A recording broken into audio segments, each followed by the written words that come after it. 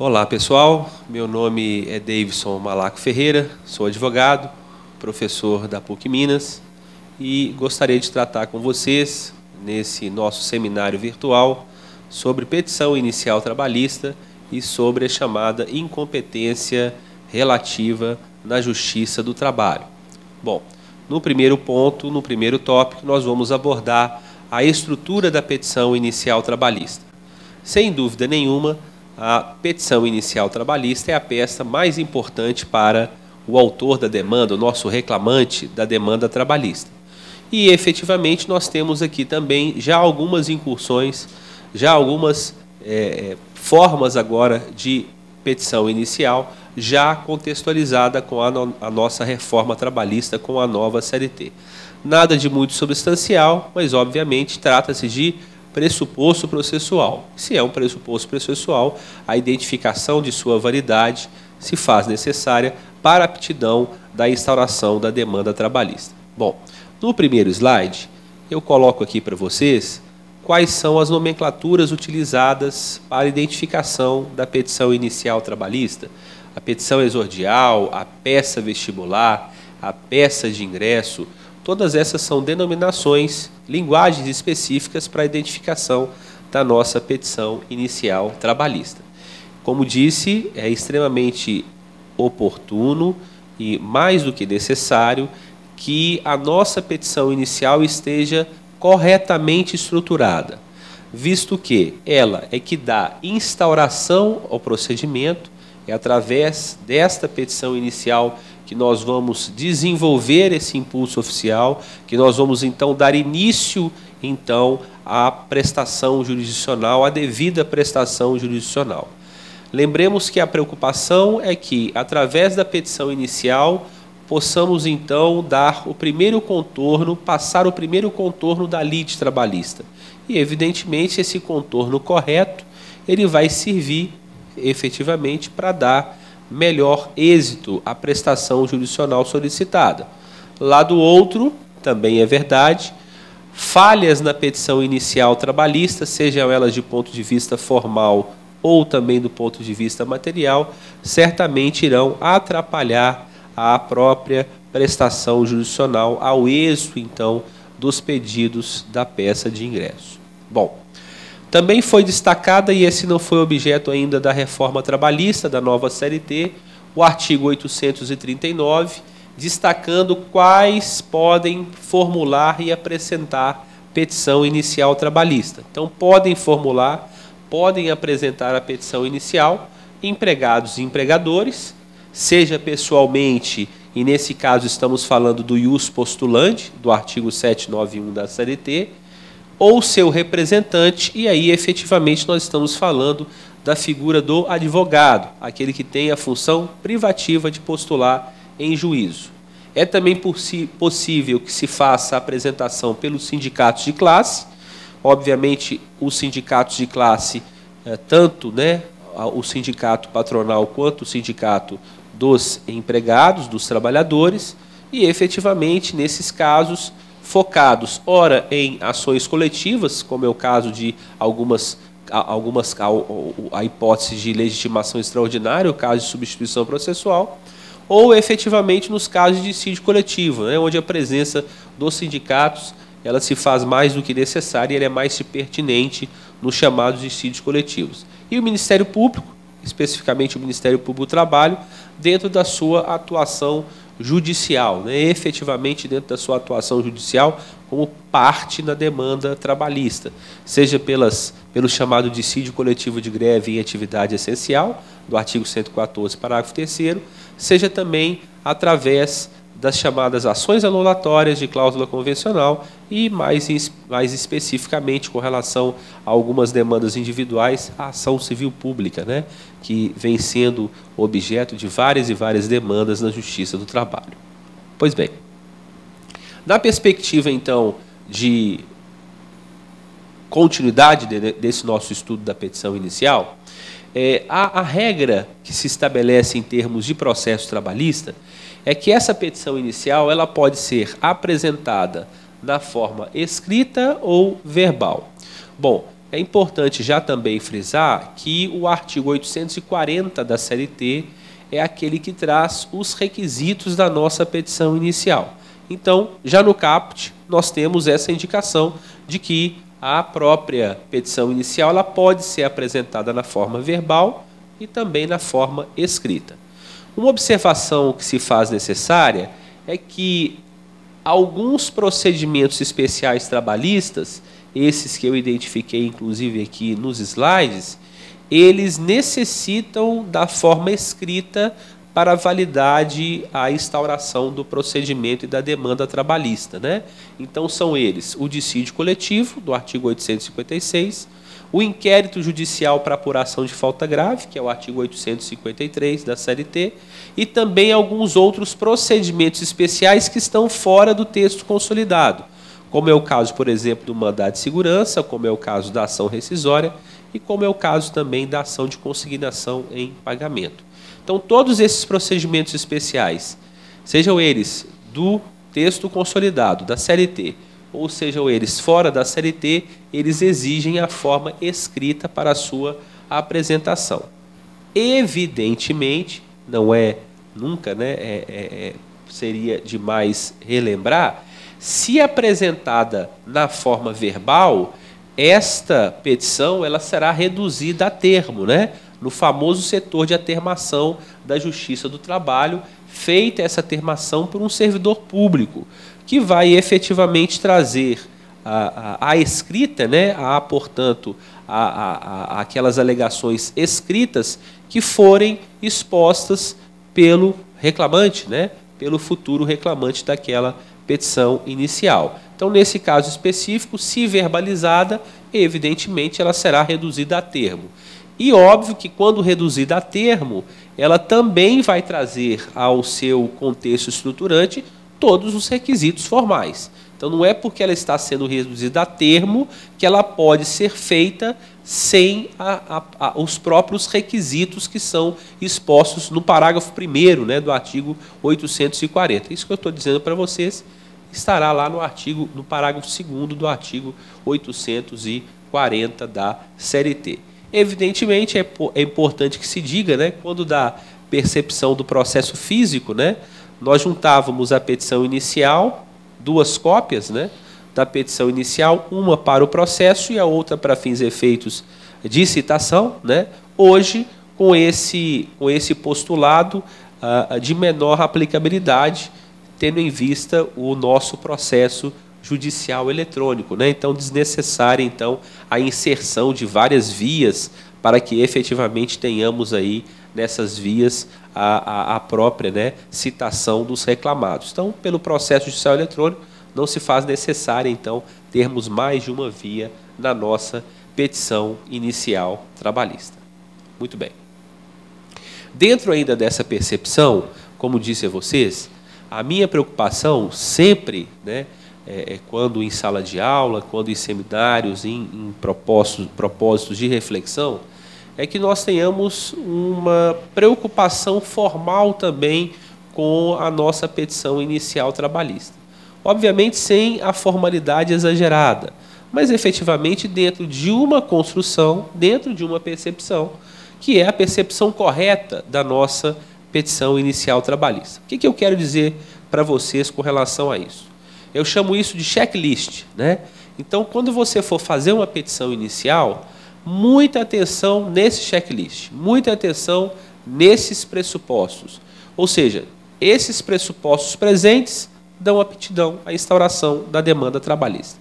Os pressupostos ausentes podem não só prejudicar a própria prestação jurisdicional e, portanto, o próprio direito material, mas elas podem também levar a certas consequências formais, que são consequências de extinções processuais sem resolução de mérito, né? Exatamente pela falta de determinados pressupostos.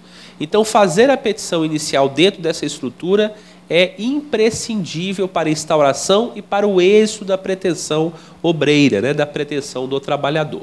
Então, a primeira proposta de estruturação da petição inicial é que nós tenhamos a designação da autoridade competente. E é interessante porque quando a gente vai falar sobre a designação da autoridade competente, principalmente aqueles advogados, né, que já têm mais tempo, né, de advocacia, mais tempo prático na advocacia, isso se faz de forma automática. Mas se a gente for levar a uma análise um pouco mais aprofundada, nós vamos perceber que o endereçamento, né, a designação da autoridade judiciária competente, ela se faz através da visualização dos critérios de definição de competência trabalhista. Então, para que eu possa saber o juízo que eu vou encaminhar, para qual juízo que eu encaminharei a minha petição inicial, mesmo que automaticamente, na minha reflexão intelectual, eu tenho que passar pelos 4 critérios de definição de competência. Então, e nessa ordem, me parece. Então, eu tenho que saber se a matéria é trabalhista, para que eu possa saber se é a Justiça do Trabalho que vai processar e julgar essa demanda. Então, eu vou ter que passar por aqueles 9 incisos do artigo 114 da Constituição. Depois que eu compreender que a petição inicial vai trazer uma relação jurídica material trabalhista, eu posso reconhecer e passar para um próximo passo, que é a definição das pessoas que vão agir e que vão atuar na Justiça do Trabalho. Então, as pessoas que vão agir na Justiça do Trabalho e vão atuar na Justiça do Trabalho podem demandar e serem demandadas. Então, numa relação empregatícia entre empregado e empregador, a competência é da Justiça do Trabalho, artigo 114, e os partícipes dessa relação jurídica material podem, portanto, sim, deduzir sua pretensão e sua resistência na demanda trabalhista. Depois que você sabe que é a Justiça do Trabalho e que as pessoas podem demandar e serem demandadas na relação jurídica processual a ser formada, eu tenho que saber qual é o órgão da Justiça do Trabalho que vai, portanto, processar e julgar aquela demanda. E aí abre-se espaço à chamada competência funcional. Se é uma demanda trabalhista, qual é o órgão que vai responder? É a Vara do Trabalho? É o Tribunal Regional do Trabalho? Ou é o Tribunal Superior do Trabalho? Evidentemente, em se tratando de dissídio individual, 2 dispositivos, né, o 652 e o 653 da CLT, já destacam, então, essa indicação de que as varas do trabalho são aquelas que vão processar e julgar os dissídios de natureza individual. Evidentemente, o nosso foco aqui é exatamente o dissídio de natureza individual.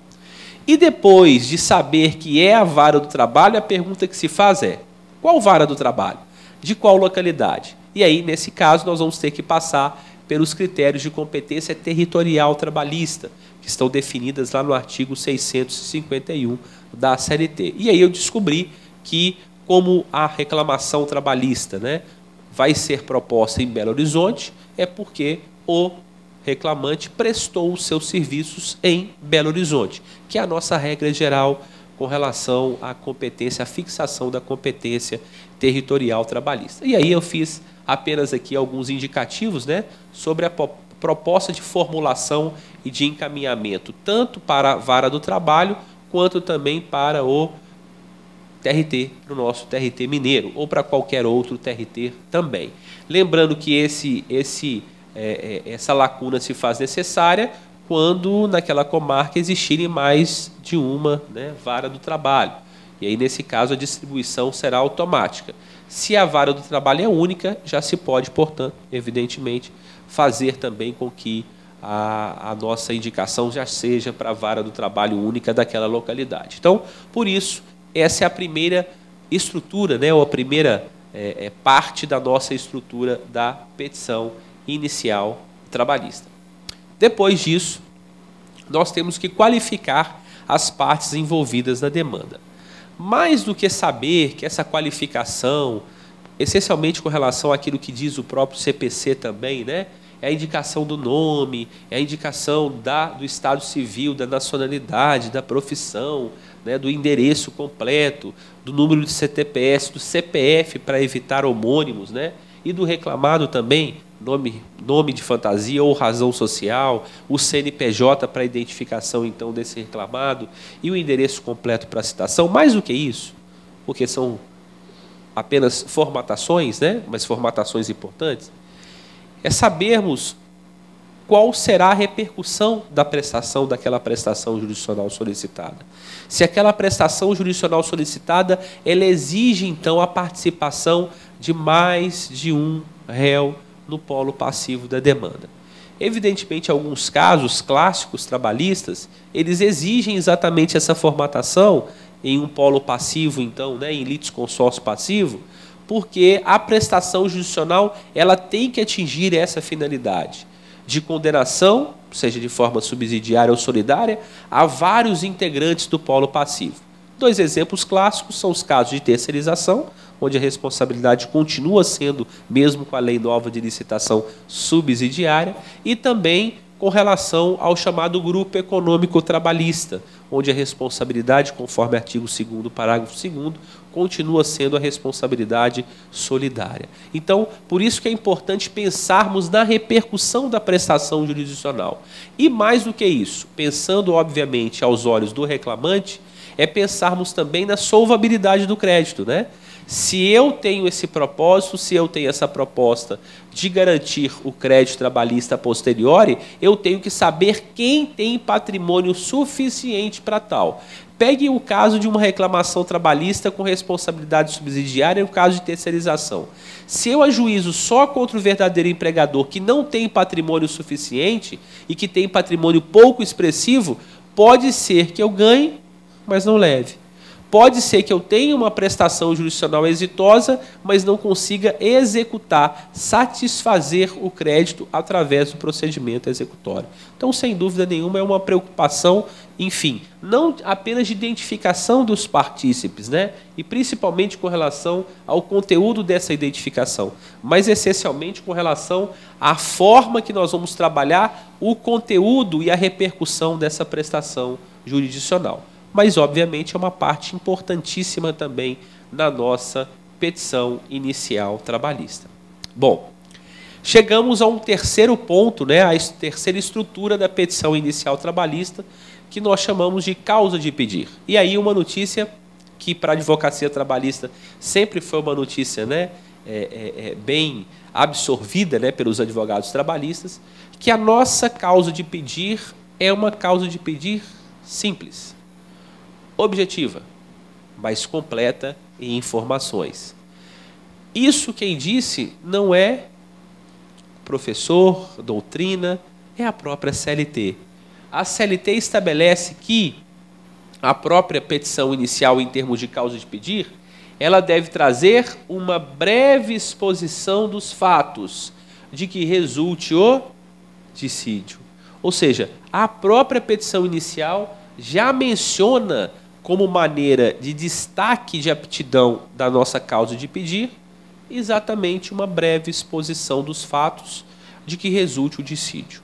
O fato é, nós vamos inserir na peça os elementos fáticos, os fundamentos fáticos e os fundamentos jurídicos que vão ser decisivos e necessários ao deslinde do feito, ao desfecho na prestação jurisdicional. Me parece essa ser a grande demarcação da nossa demanda trabalhista em termos de causa de pedir.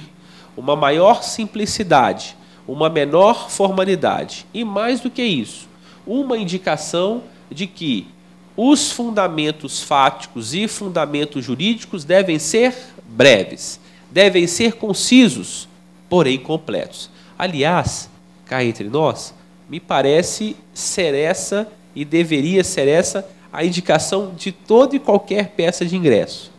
Mas na área trabalhista isso já está arraigado, né? Na área trabalhista isso já está enraizado. Faz parte da dinâmica trabalhista fazer petições iniciais de maior simplicidade. Petições iniciais mais objetivas em informação, mas completas nessa informação também. Um brocado que nós utilizamos muito para poder definir isso, né, é o brocado dabi factum dabut ius, né? Ou seja, traduzindo, exponha ou me dê os fatos que lhe dou o direito, que lhe darei o direito. É exatamente isso que se faz presente também na peça inicial trabalhista. Se eu quero mencionar e vou fazer um pedido de horas extras, qual a informação útil e necessária que deve ser exposta na petição inicial? A jornada pactuada, a jornada extrapolada e, via de consequência, nesse caso, a própria extrapolação de jornada que fora comprovada e que fará jus às horas extras. Essa é a indicação simples. É isso que se quer também na petição inicial trabalhista, que vocês podem ter certeza. É extremamente importante para a eficaz prestação jurisdicional. Lá do outro, quando você rebusca demais a causa de pedir, perde-se informação e perde-se também a qualidade da prestação jurisdicional, né? O importante também lembrarmos aqui que quando a gente diz que a CLT, porque a CLT fala em breve exposição dos fatos, aí quando eu faço a remissão ao Código de Processo Civil, aplicar de forma subsidiária, o Código de Processo Civil fala em fundamentos fáticos e fundamentos jurídicos. O que eu queria apenas afirmar e confirmar aqui para vocês, que fundamento fático e fundamento jurídico não é apontamento de permissivo legal. Então não há essa necessidade de apontamento permissivo legal, porque o juiz conhece o direito. Então, se eu quero diferenças salariais, porque sofri discriminação salarial, por ganhar menos que o colega de trabalho que eu apontei como paradigma, o pleito de equiparação salarial já está construído, independente do meu apontamento do dispositivo do artigo 461 e da súmula 6 do TST. Essa é a ideia central. Os fundamentos fáticos e fundamentos jurídicos não podem se confundir com o apontamento do permissivo legal. Por isso que, inclusive, eu coloquei para vocês, né, no slide. Fundamentos fáticos e jurídicos. Causa de pedir remota é a origem fática das alegações e a causa de pedir próxima, que é a origem legal das alegações.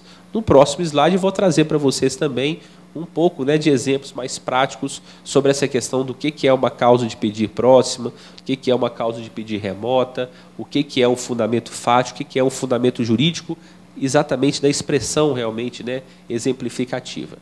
O que eu queria passar para vocês, né, para passar para o próximo slide, é aquela última frase ali do slide, né? Bom, a minha preocupação é saber, e quando a gente está fazendo uma peça, a gente tem essa preocupação, é saber se a minha peça está apta à instauração do procedimento. Davidson, eu realmente fiz uma petição inicial que tem aptidão e que vai poder, formatada em primeiro plano, ela vai poder ser possível a prestação da tutela de forma integral e de forma correta? Bom, vai depender muito se você conseguir visualizar na sua peça esses elementos úteis e necessários. E eu vou dar uma dica aqui para vocês, né, para que vocês, na visualização da sua peça de ingresso, vocês possam identificar a aptidão ou não da peça. De que forma? O que eu tenho que fazer para isso? Eu tenho que perquirir, quer dizer, eu tenho que perseguir, se eu noticiei na minha peça os elementos que tornem possíveis os exercícios das garantias constitucionais verificadas no devido processo legal, a ampla defesa e o contraditório. O que eu quero dizer com isso? Se você trouxe todas as informações, os fundamentos fáticos e jurídicos, que são imprescindíveis ao exercício da ampla defesa e do contraditório da parte contrária, é que a sua petição está apta. Caso contrário, se você não trouxer todos esses elementos, certamente a sua petição inicial estará com algum tipo de vício, com algum tipo de defeito formal ou material ou de conteúdo. Essa é a análise, inclusive, que o próprio judiciário faz, né? Vocês percebam que toda vez que a gente vai fazer um pedido de inépcia, muitas vezes o magistrado diz assim: a parte conseguiu exaurir as garantias processuais da ampla defesa e do contraditório, conseguindo refutar ponto a ponto. Então não há inépcia. É verdade. Muitas vezes isso acontece até com precisão.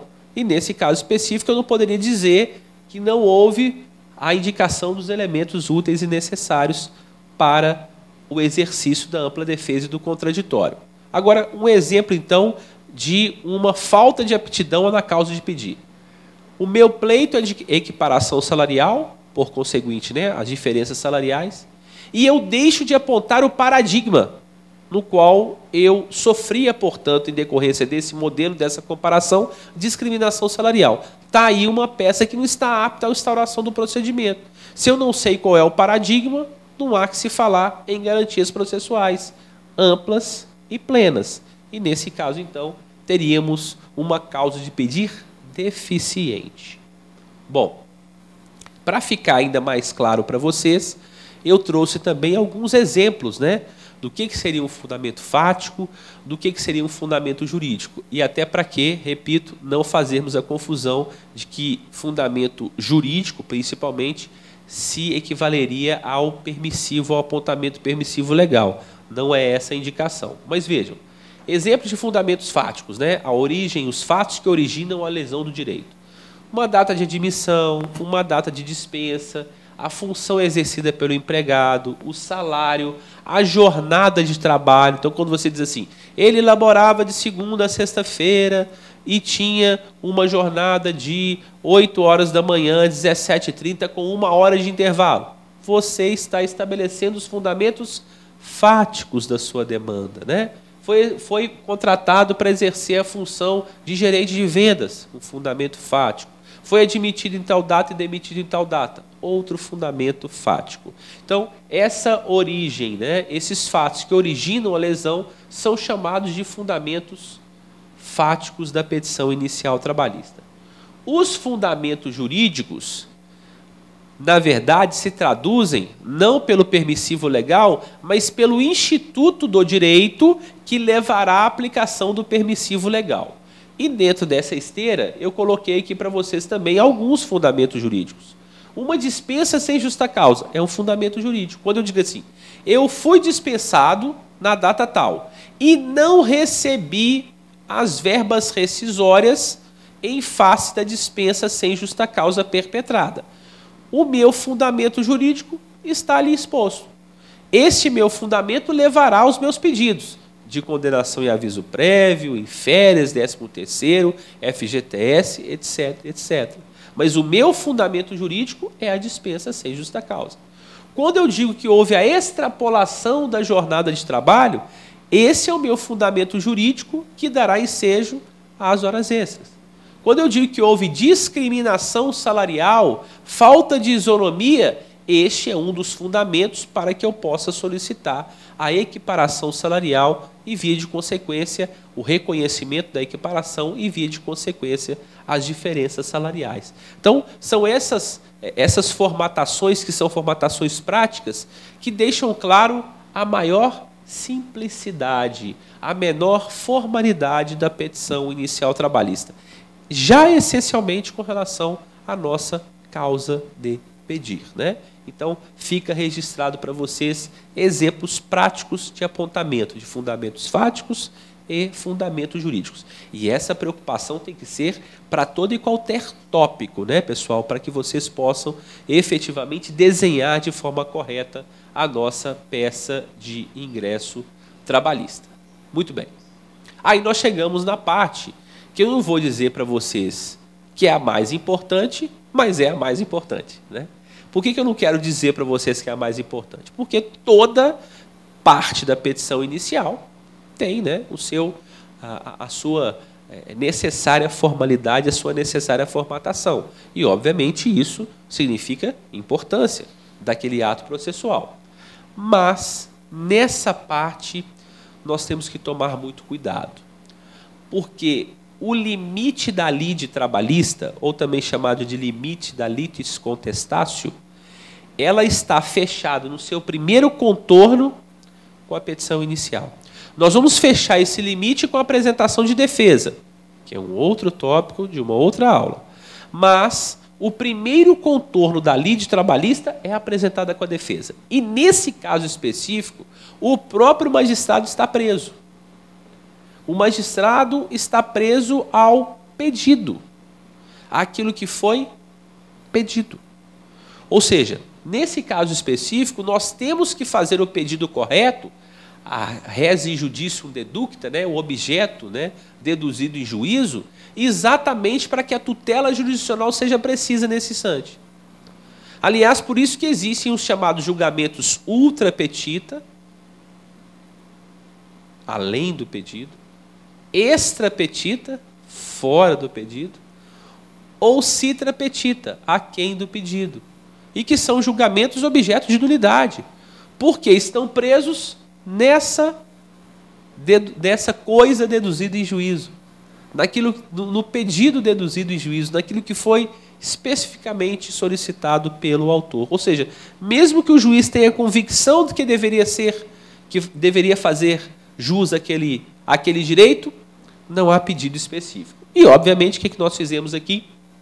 Mais uma vez, identificamos aquelas velhas classificações e que fazem parte do nosso pedido trabalhista também. O pedido imediato, o bem jurídico da vida que está sendo tutelado, o pedido imediato, que é a prestação jurisdicional, o pedido de sentença, né? O pedido de tutela, e sabemos da aplicação subsidiária do Código de Processo Civil. Por quê? Porque a CLT, nesse ponto, ela é quase que inexpressiva, né, em termos de pressupostos. Aí o Código de Processo Civil ele é essencial nesse aspecto também. A regra geral é que nossos pedidos trabalhistas são pedidos cumulativos. A gente até brinca, né, que é muito comum na petição inicial trabalhista os chamados pedidos de A até Z, né, de tantos pedidos que existem. Mas vamos tirar essa pecha aí de uma pecha negativa, né, sobre esse aspecto, para dizer para vocês o seguinte: a complexidade das questões trabalhistas. Então, nós temos uma variação enorme de garantias trabalhistas. E as irregularidades trabalhistas também patentes e que existem em todo e qualquer lugar, seja aqui em Minas Gerais ou qualquer lugar, evidentemente elas se fazem presentes aqui na nossa demanda trabalhista em termos de cumulação de pedidos. Então, é muito natural que nós tenhamos pedidos cumulativos. Lá no civil, de repente, você tem um pedido, 2 pedidos. No trabalhista, normalmente, são vários pedidos, exatamente como disse a vocês, isso vem da complexidade do próprio direito material, né? O pedido trabalhista, assim como não deveria ser diferente, ele tem que ser certo e determinado, assim como é a tipologia de todo e qualquer pedido, seja ele inclusive no processo civil. Pedido certo, o pedido exteriorizado, inconfundível, né? O pedido explícito. Então, não há que se falar em pedidos implícitos, regra geral, a não ser que haja aqueles pedidos, então, de juros de mora, correção monetária, que já são pedidos implícitos, né? Que já fazem parte automaticamente da prestação jurisdicional. E o pedido determinado é o pedido definido, né? É o pedido delimitado em qualidade e quantidade. Então, quando a gente pede assim, vamos pegar um exemplo aqui de um pedido certo e determinado. Então, eu estou pedindo 200 horas extras a serem pagas em razão da sua realização durante todo o pacto laboral, com um adicional de 100% previsto na convenção coletiva aplicável à categoria. Está aí um pedido certo e determinado. Então, ele é explícito, exteriorizado, ele está delimitado em qualidade e quantidade. Olha, é muito importante essa formatação e a escrita correta do pedido, como disse.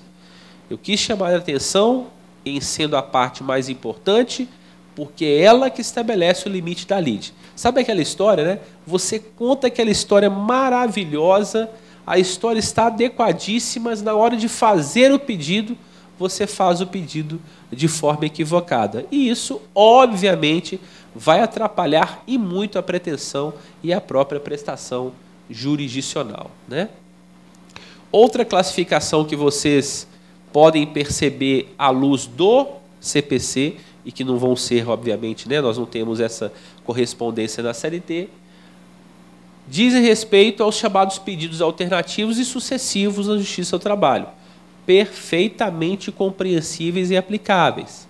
Lembrando que um pedido de natureza alternativa ou sucessiva, ele não depende da vontade da parte, e sim da natureza da obrigação. Porque muitas vezes a natureza da obrigação permite que o devedor cumpra de um ou de outro modo. Então, nesse caso, eu posso fazer um pedido de natureza alternativa. Mas também é verdade que muitas vezes a própria normatização ela exige que aquela obrigação seja cumprida daquele modo. Mas pode ser que ela não seja cumprida e não possa ser cumprida daquele modo. Por isso que surge a ideia do pedido de natureza sucessiva, né, do artigo 326 do CPC de 2015. Então não é a minha vontade, e sim a natureza da obrigação. E aí, obviamente, eu fiz aqui, tracei para vocês alguns exemplos, né, como é o caso de liberar as guias do FGTS ou indenização substitutiva, né? Ou seja, se não se liberar a guia, a empresa vai ter que pagar o valor, indenizando, portanto, o trabalhador, que eram os valores devidos a título de FGTS. Esse é o pedido de natureza alternativa. Mas o pedido sucessivo, né, que é muito comum na Justiça do Trabalho, os pedidos de reintegração ao emprego, né? E muitas vezes essa reintegração ao emprego, ela não é mais compatível, ela não é mais compreensível para a continuidade da própria prestação de serviços. Então, se essa reintegração for incompatível, se ela já não mais pode ser considerada pelo magistrado, o que ele vai fazer? Ele vai converter esse pedido de reintegração em indenização substitutiva pelo período de estabilidade, né? Quer dizer, a lei trabalhista ela não protege a indenização pelo não emprego, ela protege, nesses casos, a empregabilidade. E, efetivamente, aqui nós temos a possibilidade, sim, de termos um pedido de natureza sucessiva. Repito, pela natureza da obrigação, o direito vai albergar a primeira formulação. Mas se a primeira formulação não for possível concretizá-la, aí sim a análise da segunda formulação em juízo. Pois bem, outra classificação extremamente comum e que agora vai ser muito utilizada nas demandas trabalhistas é a questão do pedido líquido e do pedido ilíquido, também de fácil compreensão, né? O pedido líquido é aquele que especifica o quanto de beato, o valor da parcela. O pedido ilíquido é aquele que não vai especificar o valor da parcela, obviamente, essa especificação monetária, quando o pedido tiver correspondência monetária, né? Se é um pedido de anotação de CTPS, você não vai dar conotação remuneratória àquele pedido, né? Evidentemente. Até o texto consolidado, na velha CLT, nós tínhamos um indicativo de um pedido que deveria ser líquido também. É o pedido formulado no procedimento ou no rito sumaríssimo, né? No rito sumaríssimo, é o artigo 852-B, o pedido tem que ser certo, determinado, mas também tem que ser líquido. Então, na velha CLT, a única proposta de definição de liquidez de pedido é aquele inserido no rito sumaríssimo, né? No rito sumaríssimo, como disse a vocês, no 852-B, o pedido tem que ser certo, determinado e líquido. Mas nós temos uma novidade. E a novidade está agora na reforma trabalhista. Vejam a novidade da reforma trabalhista agora prevista no artigo 840 da CLT. Então nós tivemos aí uma modificação, na verdade a modificação foi dos parágrafos 1º, 2º e 3º do nosso texto ou do novo texto consolidado. Leitura. O artigo 840, caput, estabelece a reclamação, poderá ser escrita ou verbal, aquilo que nós já noticiamos há pouco. Parágrafo 1º, uma modificação importante da reforma trabalhista. Sendo escrita, a reclamação deverá conter a designação do juízo, vimos essa parte, a qualificação das partes, vimos essa parte, a breve exposição dos fatos que resulte o dissídio, vimos essa parte, e agora a indicação específica da reforma. O pedido, que deverá ser certo, determinado e com indicação do seu valor, a data, a assinatura do reclamante ou seu representante. Então agora, pessoal, a grande novidade é essa, da reforma trabalhista.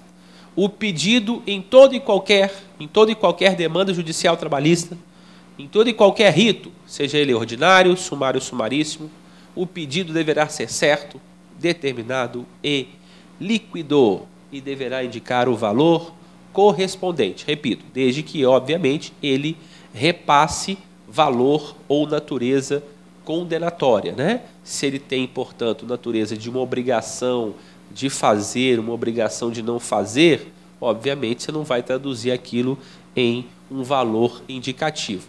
Ah, Davidson, agora, por exemplo, eu vou pedir uma indenização por dano moral. Você vai pedir indenização por dano moral e vai ter que identificar o valor que está sendo solicitado.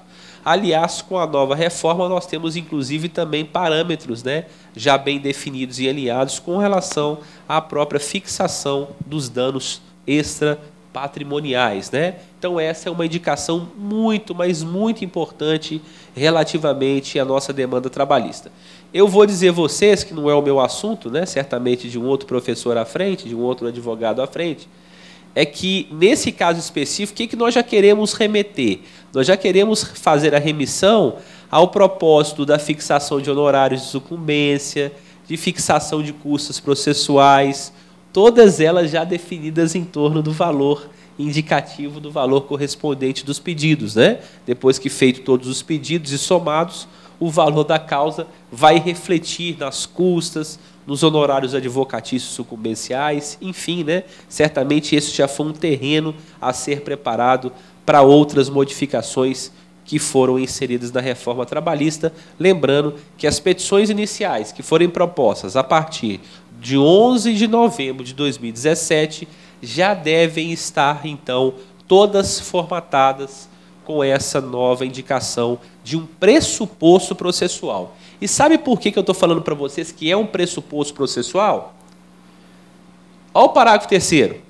Os pedidos que não atendam ao dispositivo do parágrafo 1º desse artigo serão julgados extintos, sem resolução de mérito, né? Então, uma falha de uma formatação ou uma falha de uma forma de um requisito processual levará à extinção do feito sem resolução de mérito, né? O parágrafo 2º ele manteve a mesma indicação anterior.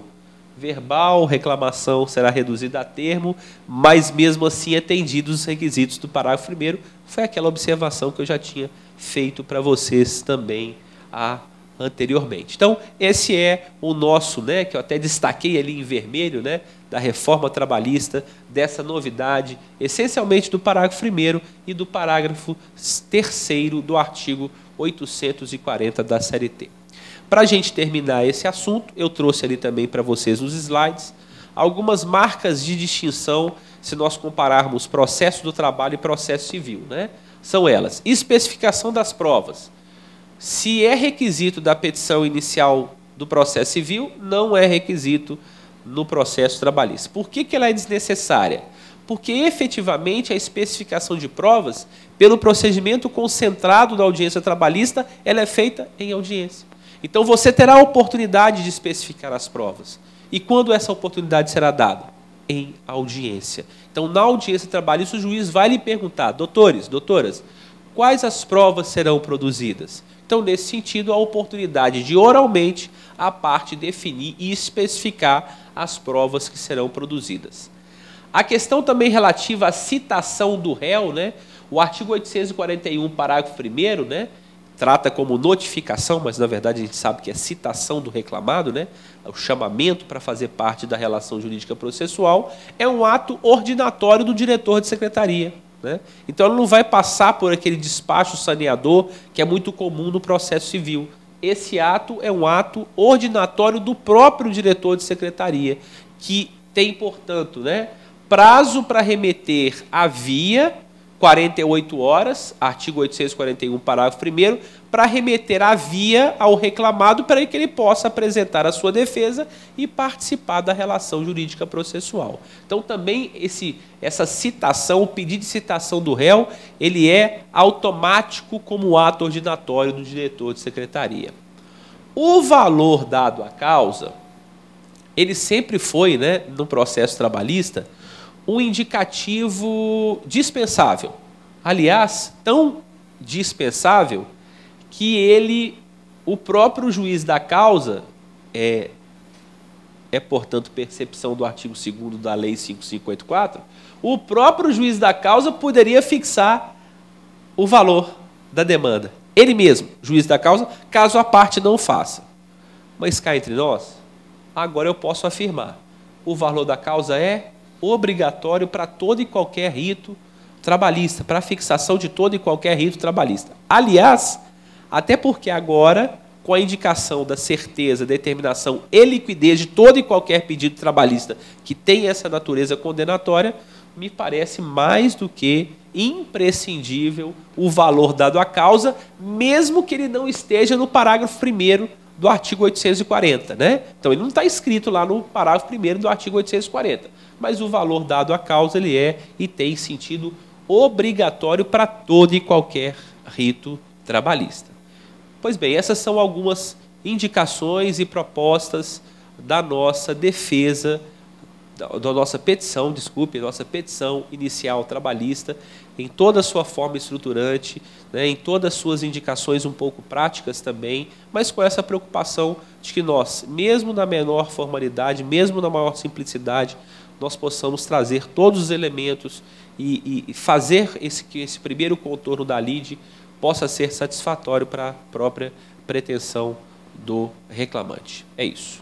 Muito bem, então, dando continuidade aos nossos estudos, né, nesse seminário virtual, eu queria trazer para vocês agora, para a nossa reflexão, um assunto que também foi objeto da reforma trabalhista, a chamada exceção de incompetência territorial trabalhista. Né?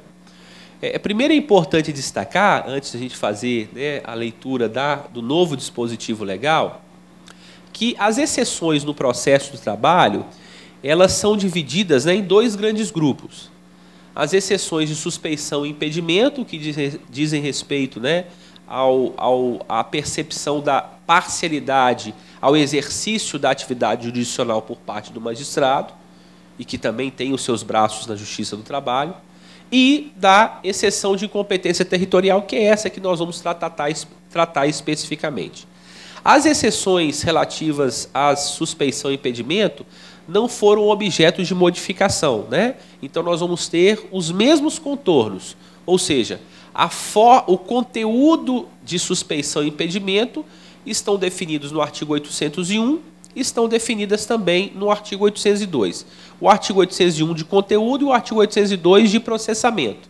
Lembrando que a gente tem lá no artigo 144 do novo CPC as causas de impedimento e no 145 as causas de suspeição, onde nós vamos dialogar também de forma subsidiária, né? Porque o CPC ele é muito mais completo com relação a esse tipo, né, de dispositivo. Mas, enfim, a ideia realmente é mostrar para vocês a segunda parte, ou seja, a exceção de incompetência territorial trabalhista, porque agora nós temos uma nova roupagem, um novo processamento da exceção de competência territorial. E essa realmente é a palavra. O que foi modificado é a forma de processamento da exceção de competência territorial. O conteúdo de discussão continua sendo o mesmo.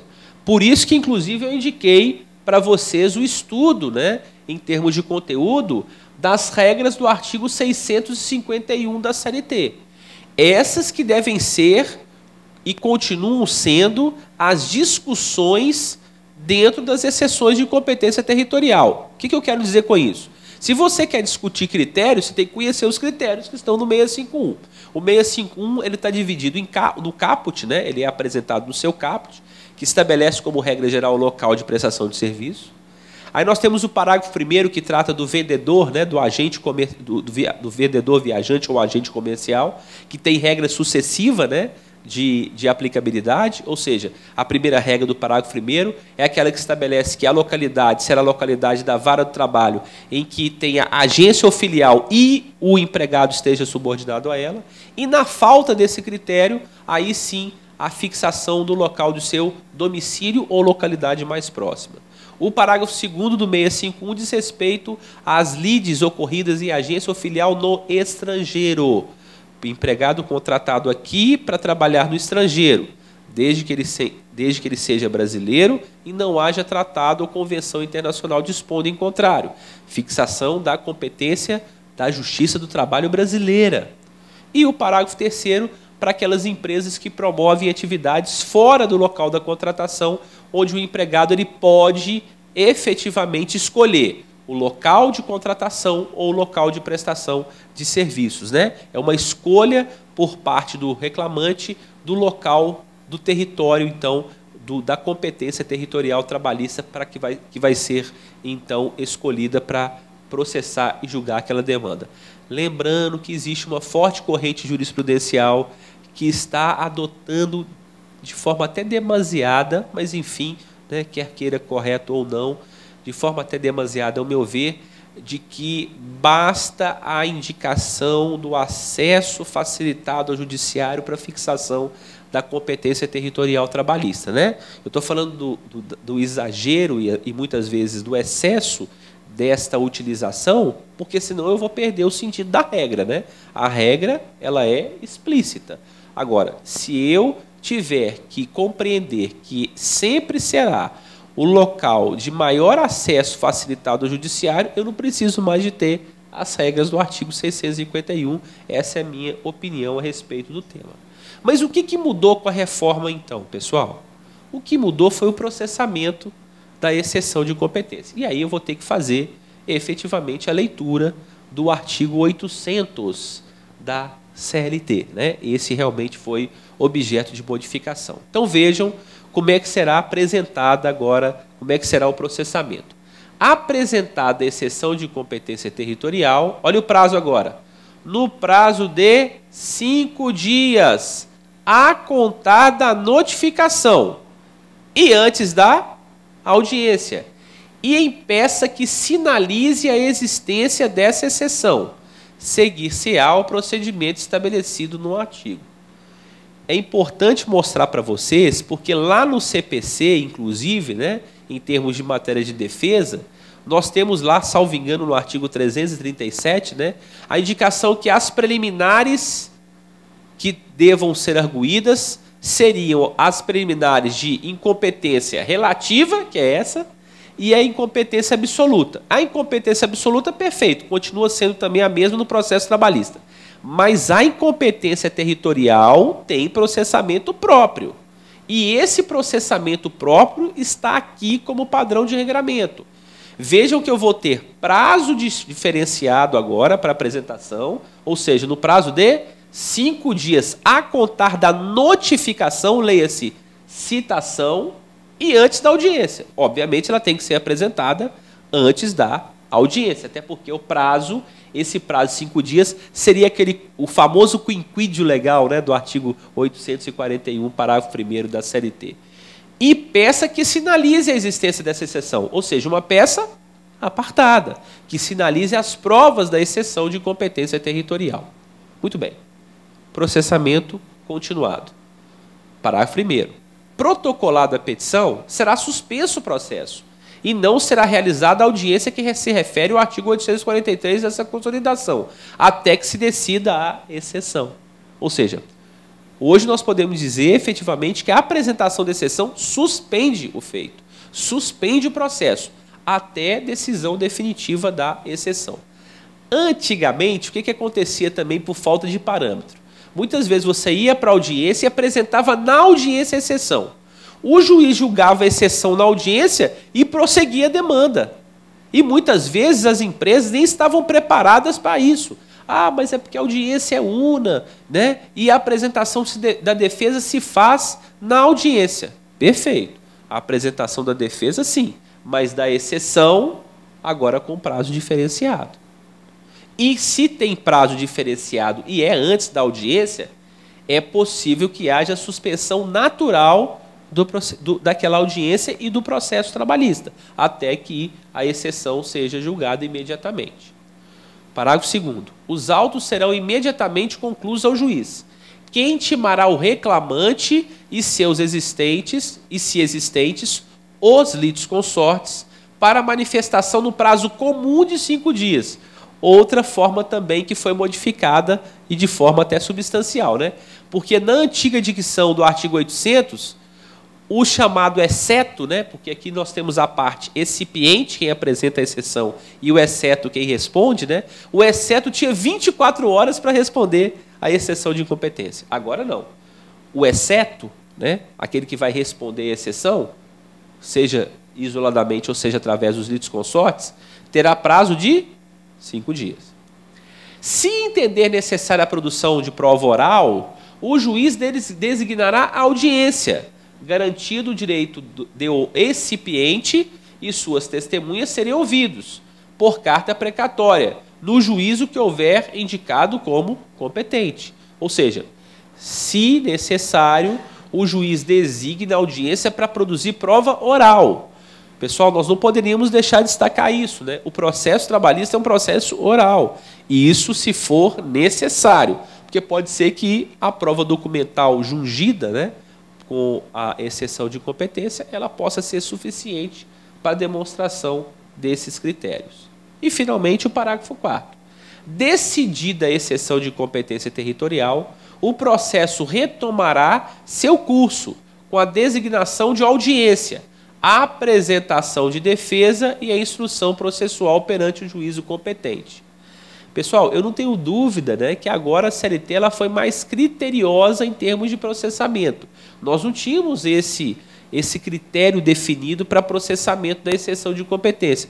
Por isso que eu disse a vocês há pouco que muitas vezes, né, esse processamento se dava cada juízo atuando de uma maneira. Agora, a formalidade está preenchida, está descrita. E é essa formalidade que agora vai se seguir, né, em termos de apresentação da exceção de incompetência, como uma das formas de defesa a ser apresentada, com os prazos, contraditório, com a possibilidade, então, agora, aí sim, né, mais segura, de que ocorrerá uma outra audiência, depois de fixado o juízo competente, para poder processar e julgar a demanda de maneira, né, natural e dentro dos padrões processuais, dentro do garantismo processual adequado para ambas as partes. Então, com essas considerações em termos de exceção de incompetência, é que a gente então define, né, essa participação, né, agradecendo a todos, né, pela oitiva e dizendo que nós nos encontramos à disposição